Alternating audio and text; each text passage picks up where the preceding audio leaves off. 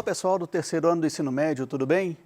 Eu sou o professor Leonardo Greco e na aula de hoje nós vamos analisar um pouco sobre os meios de transporte e as suas características. Vamos analisar meio de transporte por meio de transporte com relação às características e às necessidades de cada um, ok? Bom, meios de transporte, inicialmente, a gente vai analisar como o seguinte aspecto. Eles respondem pelo transporte de mercadorias, pessoas, animais e matérias-primas, tá? Essencialmente, nós temos 5 meios de transporte mais utilizados mundo afora, tá? Rodoviário, ferroviário, aquaviário, tá? Que no caso do Brasil, ele responde pelos transportes, tanto transporte oceânico como transporte nos rios do nosso país, ok? Dutoviário e o transporte aeroviário, ok, pessoal? Bom, inicialmente, analisando com relação ao transporte rodoviário, existem algumas características que nós temos que prestar atenção, porque elas são tanto positivas quanto denotam não um aspecto negativo, mas uma necessidade de maior implementação, de maior investimento. Vamos analisar rapidinho aqui, ó. O transporte rodoviário, ele é um dos transportes mais versáteis se a gente pensar no transporte rodoviário nas áreas urbanas.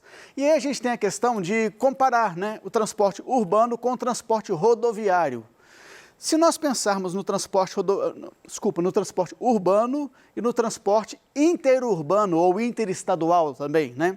Se a gente pensar no transporte urbano, o transporte rodoviário, ele mostra a sua maior versatilidade, principalmente quando você utiliza veículos de pequeno porte, como automóveis e até motocicletas. No caso aqui nas imagens, a questão dos entregadores, né? A questão do delivery hoje em dia, mais ainda hoje em dia, está muito disseminado, né? Entretanto, essa versatilidade ela não se verifica tanto assim quando você analisa o transporte urbano, o transporte rodoviário nas áreas interurbanas, transporte de cidade para cidade ou de estado para estado, né? Mas você vai pensar, professor, como que não vai ser versátil se a gente tem tantas rodovias, tantas áreas do país interligadas pelas várias rodovias, sejam elas federais ou estaduais? Bom, na verdade, existe sim uma grande capilaridade das rodovias pelo país afora. Entretanto, potencialmente falando, o transporte rodoviário ainda necessita de várias alternativas, de vários investimentos para que ele se torne mais versátil, mais atrativo, né? E nesse sentido, a gente vai pensar em duas questões. Uma, o transporte rodoviário, ele ainda é um dos mais poluentes. Por que isso? Se você pensar, primeiro, nos grandes centros, o transporte em massa de pessoas é feito por ônibus coletivos, né? As frotas, salvo algumas boas exceções, as frotas de ônibus, elas padecem, né, sofrem com uma ausência de manutenção tão frequente assim quanto seria necessário. O que acontece? Como a manutenção, às vezes, não é feita com a frequência que é preciso, muitas vezes esses ônibus emitem muita quantidade de dióxido de carbono, não é? E aí o que acontece? Você tem uma questão que, como você vai ter muitos ônibus para atender a uma demanda crescente da população, né, a emissão de poluentes como resultado desse processo é bastante significativa, o que causa um transtorno bastante considerável e preocupante nas grandes cidades, tá? Se você trouxer essa análise para as áreas interurbanas ou interestaduais, né, as rodovias, né, você leva para a mesma lógica, você usa a mesma lógica de pensamento. Por quê? Aí, no caso, a gente vai priorizar transporte de cargas, né? Esse transporte de cargas, para que ele seja um transporte que compense o custo, ele vai ter que ser feito utilizando-se de vários caminhões, né? Porque você vai pensar, um caminhão carrega toneladas de vários produtos, mas ainda assim, o que um caminhão isoladamente transporta não justificaria, por exemplo, o investimento em uma safra de grãos, por exemplo, tá? Então você tem que ter muitos caminhões, estradas afora, né, para que realmente seja compensatório essa utilização. E aí, vários caminhões na estrada, alguns com manutenção em dia, mas principalmente quando se trata de caminhões de motoristas autônomos. Às vezes a manutenção não vai estar tão frequente assim ou tão bem feita, né? E aí, de novo, a questão da emissão dos poluentes, penalizando muito aqueles que trafegam pelas rodovias. E, por final de análise, né? O meio ambiente como todo, né? Nesse mesmo aspecto, nós vamos considerar o transporte rodoviário como um dos transportes com o maior custo operacional. E aí a gente analisa não só as questões referentes à emissão de poluentes, né, mas também a questão da necessidade de, por exemplo, nas rodovias, muitos caminhões. A manutenção, como eu já falei, se ela não for bem feita, ela pode gerar, por exemplo, no meio de uma viagem, a quebra de um veículo.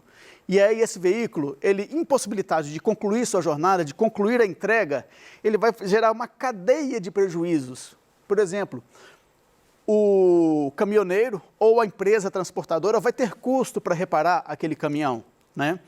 Aquela mercadoria, se ela tiver a sua entrega atrasada, dependendo do tipo do produto, ela não pode mais ser entregue. Vamos supor que seja um caminhão frigorífico, né? E aquela mercadoria não pode ficar parada porque ela pode se perder, né? Estragar, né? E aí é um acúmulo de prejuízo, porque além de não cumprir o prazo previsto, aquela mercadoria ela vai estar inservível. Então, muito provavelmente, o destinatário final vai se recusar a recebê-la. Ou seja, tudo isso é um acúmulo de custos, tá? Outra coisa, quem vive dessa atividade tem como principal remuneração o que ele recebe em fretes, né? O frete que é o valor que você recebe por fazer um determinado deslocamento.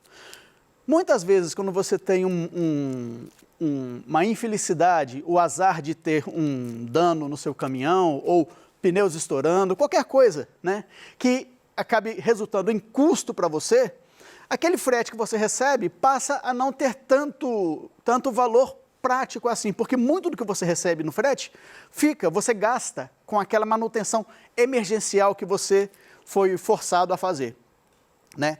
Vale dizer também, não está no slide aqui, mas é um ponto importante a se dizer, que o transporte rodoviário é um dos transportes mais sujeitos à ocorrência de acidentes. Acidentes que podem resultar em danos apenas materiais, mas frequentemente, infelizmente, a gente vê perda de vidas humanas nesses acidentes, tá? E, bom, mais um ponto relativo ao custo, né? Se você tem um acidente, aí o custo vai lá para cima e o lucro praticamente inexiste nessa situação. Ok, pessoal? Bom, a gente analisando um outro tipo de transporte, o transporte ferroviário, a gente percebe que algumas características dele fazem com que ele figure como um dos transportes mais relevantes, não só no Brasil, mas no mundo todo, né? Porque, vejam bem, o transporte ferroviário ele tem alto custo de implantação. Sim, é uma realidade. Para você construir uma rede férrea, para você fabricar uma locomotiva, os vagões, o custo ele é relativamente alto. Contudo, ele tem uma manutenção que não é cara, é uma manutenção barata. Então, costuma-se dizer que um investimento em um complexo ferroviário, ele se paga facilmente ao longo dos anos, também pelos seguintes aspectos. O transporte ferroviário, ele se adapta melhor ao relevo, tá? Então, por exemplo, você consegue acessar áreas de relevo mais acidentado, por exemplo, onde você teria mais dificuldade para acessar se fosse, por exemplo, com o transporte rodoviário, ou você não conseguiria chegar, tá?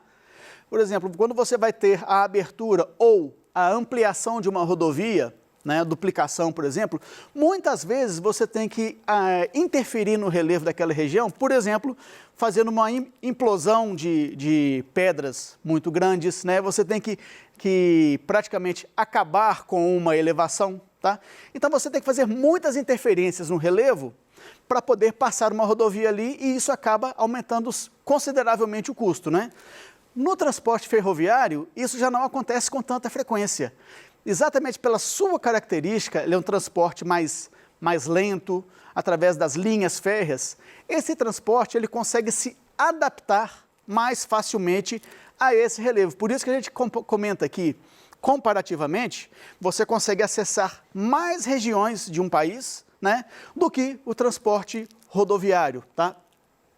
O transporte ferroviário também, ele é pouco poluente. Aí você vai pensar assim, nossa, mas eu lembro, quando eu escuto falar de transporte ferroviário, eu lembro daquelas cenas, daquelas locomotivas soltando aquele canudo de fumaça, aquela fumaça preta e tal.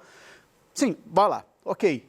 Só que, comparativamente, de novo, comparando com o transporte rodoviário, você precisa de menos locomotivas para transportar muito mais cargas do que você teria necessidade de caminhões nas rodovias, por exemplo.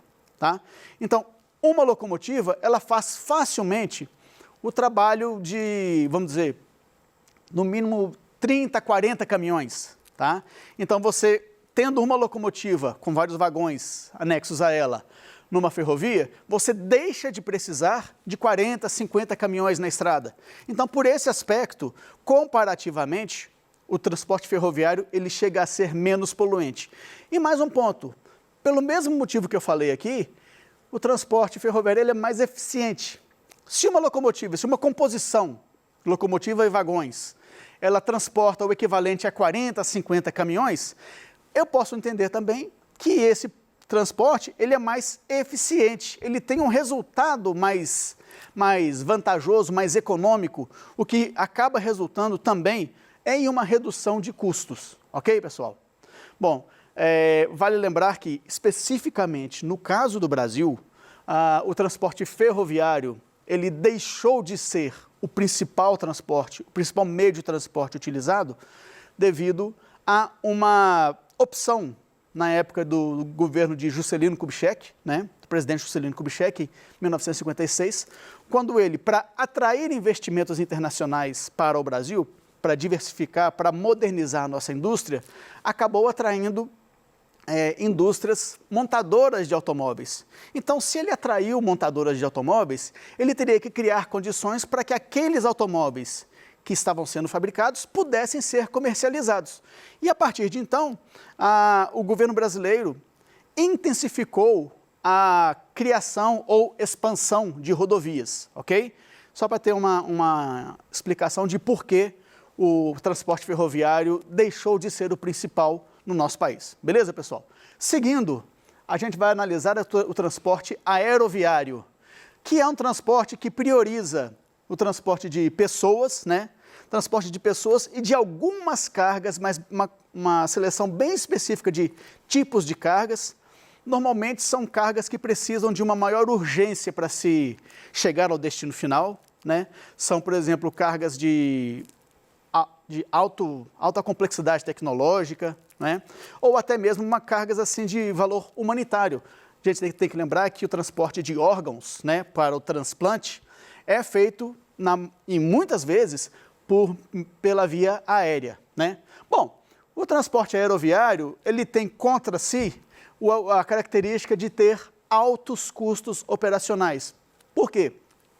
Não somente a fabricação dos aviões, a criação e manutenção de aeroportos, tudo isso é bastante caro, né? Como também a capacitação das pessoas que vão atuar nesse transporte. Então, a tripulação dos aviões e dos helicópteros, né, tem que ser muito bem treinada. Isso depois também vai ter que gerar uma remuneração muito boa para essas pessoas. Então, perceba, como tudo que eu estou falando aqui já gera só aumento de custo. Tá? Outra coisa, os padrões de segurança, eles são extremamente rigorosos e exigem também, por parte dos gestores dos aeroportos, um investimento muito alto em tecnologia, em sistemas de monitoramento, de rastreamento, né? De controle de tráfego aéreo. Então, tudo isso que eu falei são situações em que o custo invariavelmente vai aumentar, né? Porém, o transporte aéreo, aí falando a seu favor, ele é um dos meios de transporte mais ágeis de que se tem notícia, né? Levando-se em conta também que ele é um meio de transporte dos mais seguros. A gente tem que fazer uma análise no seguinte aspecto. Tudo bem, quando acontece um desastre aéreo, quando cai um avião, normalmente ele é fatal e normalmente é fatal para todos que estão naquele avião.